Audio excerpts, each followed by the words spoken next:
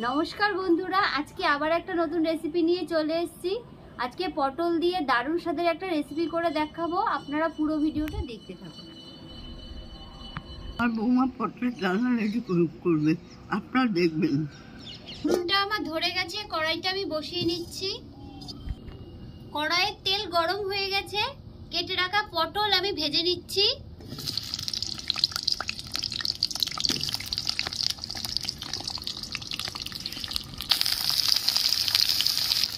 সামান্য একটু নুন দিয়ে দিচ্ছি, সামান্য একটু হলুদ দিয়ে দিচ্ছি।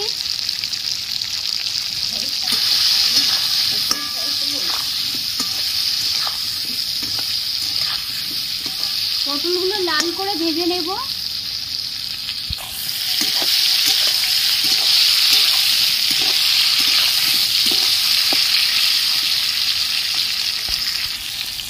পটলগুলো লাল করে ভাজা হয়ে গেছে, আমি এখন তুলে দিচ্ছি।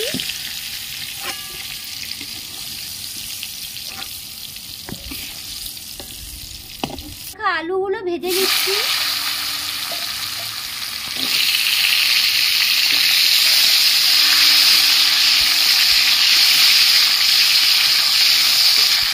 সামান্য একটু নুন দিয়ে দিচ্ছি।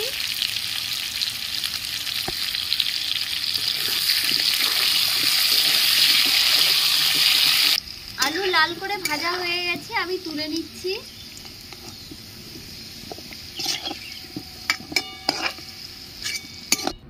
গোটা গরম মশলা ফোড়ন দিয়ে দিচ্ছি, তেজপাতা দিয়ে দিচ্ছি, একটা শুকনো লঙ্কা দিচ্ছি, জিরে ফোড়ন দিয়ে দিচ্ছি।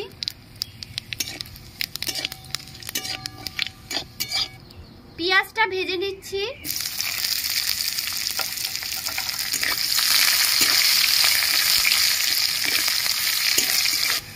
আদা রসুন বাটা দিয়ে দিচ্ছি।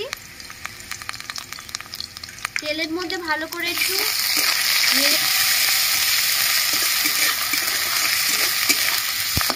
পেঁয়াজ বাটা দিয়ে দিচ্ছি।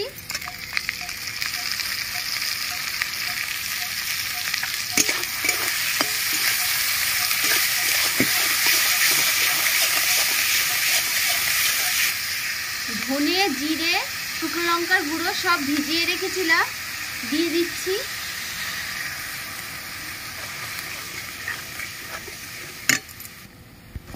পরিমাণ মতন হলুদ দিয়ে দিচ্ছি।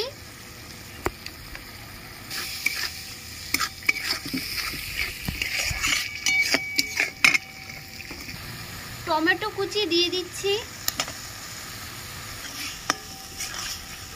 পরিমাণ মতন নুন দিয়ে দিচ্ছি।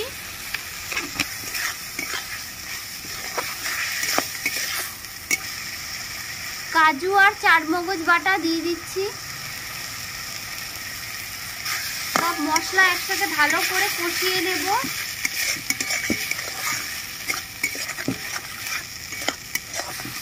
মশলা ভালো করে কষানো হয়ে গেছে, ভেজে রাখা পটল আর আলু আমি দিয়ে দিচ্ছি। সামান্য একটু মিষ্টি দিয়ে দিচ্ছি।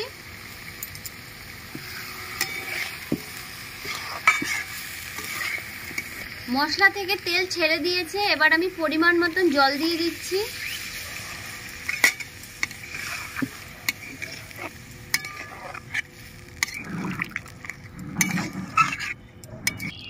বন্ধুরা পটলের ডালনা আমার হয়ে গেছে, আমি নামিয়ে নিচ্ছি।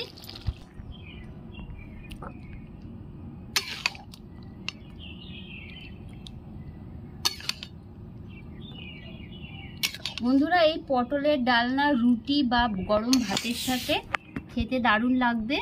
আপনারা অবশ্যই একবার বাড়িতে এইভাবে ট্রাই করে দেখবেন।